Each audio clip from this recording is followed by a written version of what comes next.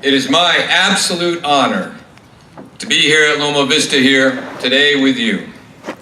Looking at the list of previous speakers, some of whom I personally know, I'm humbled to have been invited to join you.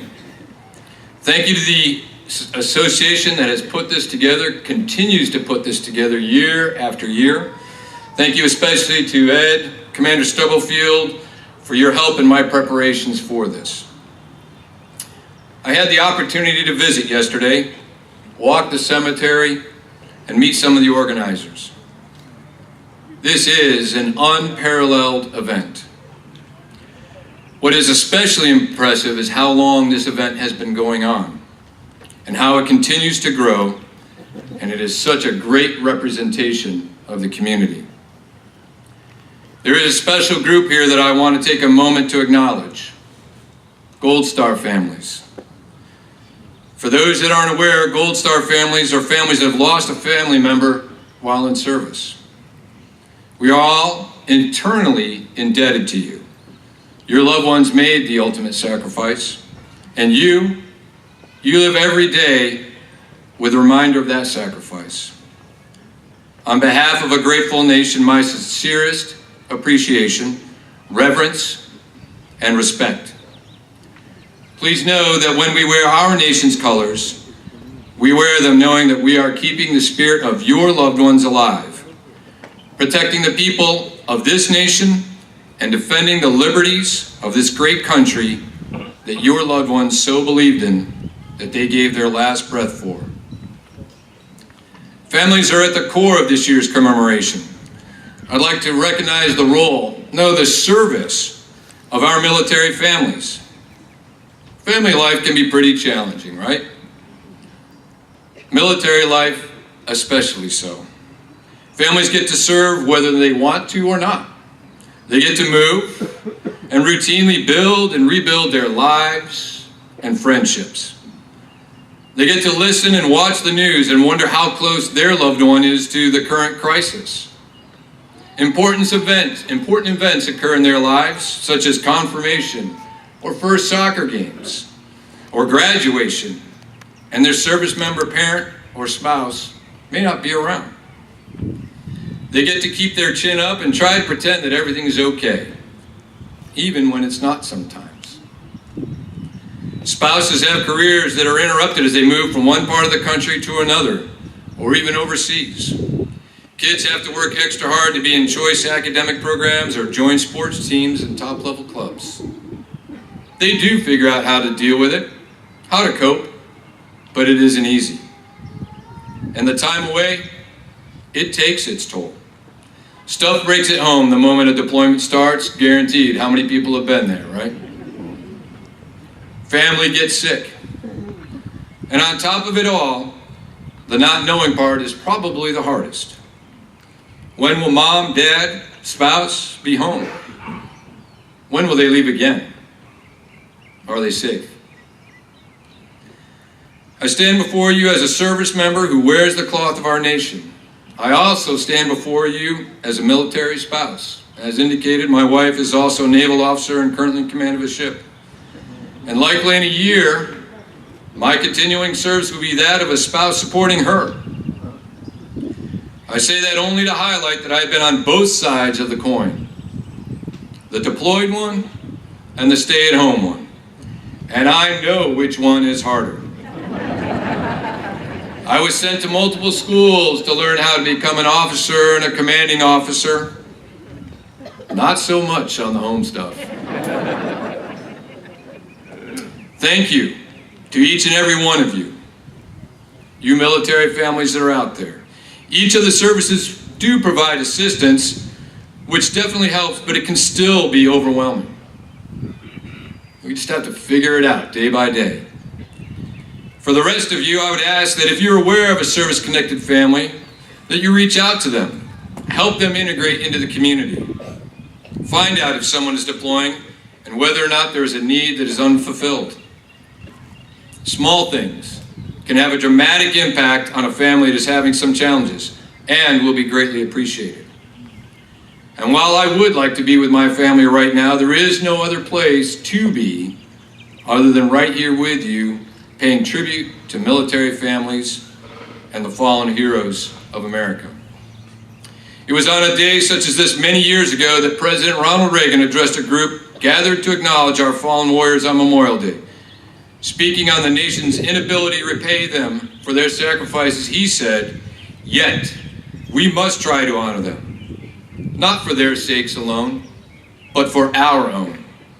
And if words cannot repay the debt we owe these men, surely with our actions, we must strive to keep faith with them and with the vision that led them to battle and to their final sacrifice.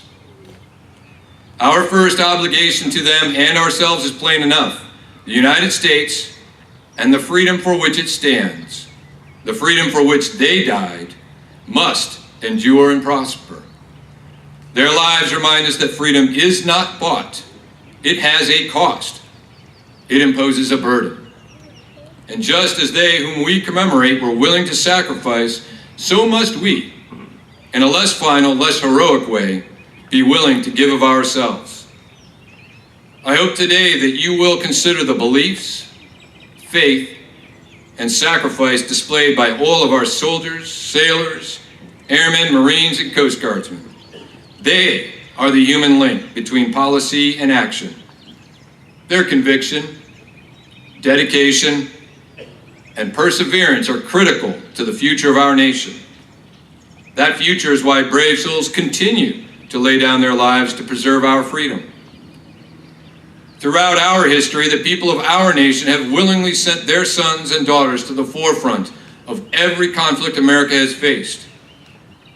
Today, there will be a number of wreaths in front of us representing that we remember. It's sobering. And yet we show our resolve.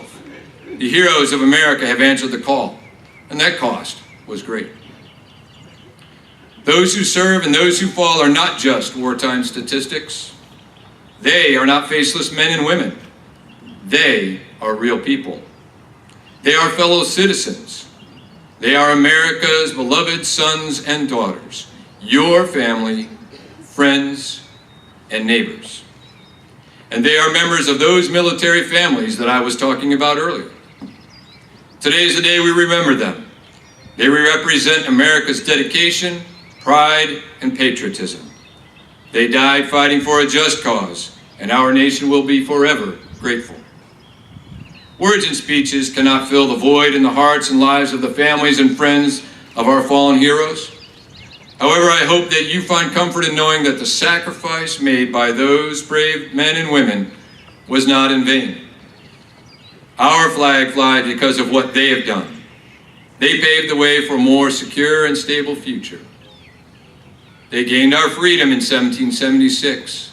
They fought the Nazis in 1945, and they have repelled terrorism since 2001. Today, our warfighters prevent and win wars, build confidence and trust around the globe, and preserve freedom for all Americans. Their commitment to the nation is born through sacrifice, loyalty, and acts of heroism. Those who created this day of observance in 1868 intended for us to recognize our fallen heroes. Too often, we are caught up in the trappings of the holiday and allow ourselves to be distracted from our responsibility. That responsibility, our duty, is to never forget their commitment, to never forget their sacrifice, their loyalty, and their heroism, to never forget what they have done for us and for our children. Today is set aside to recall and honor the perilous path of freedom they paved. I would be remiss if I didn't recognize those who currently serve in our armed forces. They stand watch around the world, shining the beacon of hope into the darkest corners of humanity. We thank them all for their courage, bravery, and sacrifice in service to a cause greater than themselves. And we pray for their safe return. For those of you left on the home front, supporting your warriors, sending care packages, flying flags, and praying every night for their safe passage, God bless you. Your support means the world to them. President Obama in 2016 said less than 1% of our nation wears the uniform. And so few Americans see this patriotism with their own eyes or know someone who exemplifies it. But every day, There are American families who pray for the sound of a familiar voice when the phone rings, for the sound of loved one's letter or email arriving. More than 1 million times in our history it didn't come, and instead, a car pulled up to the house, and there was a knock on the door. And the sounds of taps floated through a cemetery's trees. For us, the living, those of us who still have a voice, it is our responsibility, our obligation to fill that silence with our love and our support and gratitude, and not just with our words, but with our actions. For truly remembering and truly honoring these fallen Americans means being there for their parents and their spouses and their children. In closing, think of how your actions today and tomorrow keep faith with those ideals and uphold the duty we have to those that gave the full and final measure. For the blood of heroes never dies if you serve them well. May we live each day worthy of the price that others have paid. I am humbled to be among you. I thank you for the opportunity to be here and participate in this commemoration of all those who have perished while wearing the cloth of the Republic. May God continue to bless our great nation. Thank you.